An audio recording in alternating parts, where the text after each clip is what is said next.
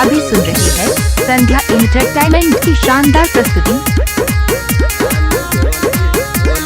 हो जाबो हम गे फायर गाड़ी के टायर जरत हुगे गाड़ी के टायर ना मरबो जतो गाड़ी के हो जाबो हम गे फायर गाड़ी के टायर जरत हुगे रुक देबो तोहर जाहि माला जान बोली चलत हुगे रुक देबो तोहर जाहि माला जान बोली चलत हुगे बुझला ही। अभी सुन रही है संध्या एंटरटेनमेंट की शानदार प्रस्तुति। म्यूजिक डायरेक्टर नीतीश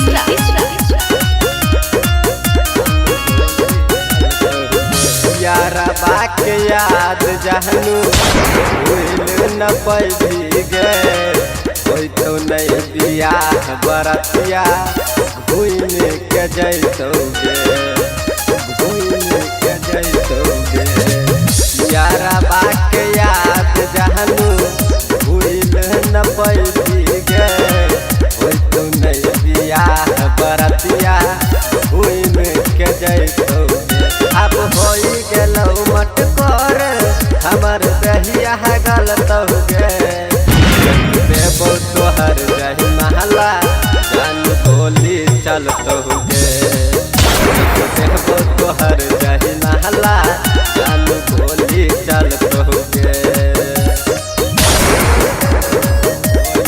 अभी सुन रही है संध्या एंटरटेनमेंट की शानदार प्रस्तुति। म्यूजिक डायरेक्टर नीतीश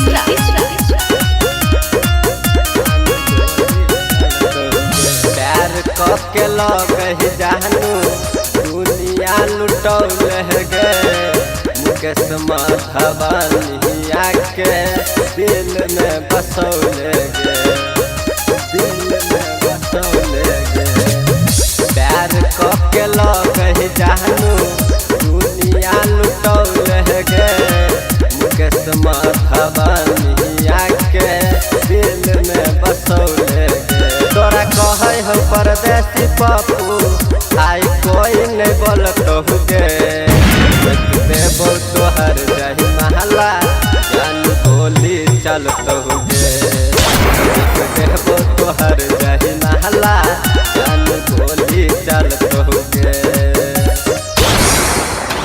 यदि आप चाहते हैं संध्या एंटरटेनमेंट के सभी ऑडियो वीडियो देखें तो चैनल को सब्सक्राइब जरूर करें और बेल आइकन को दबाना ना भूलें।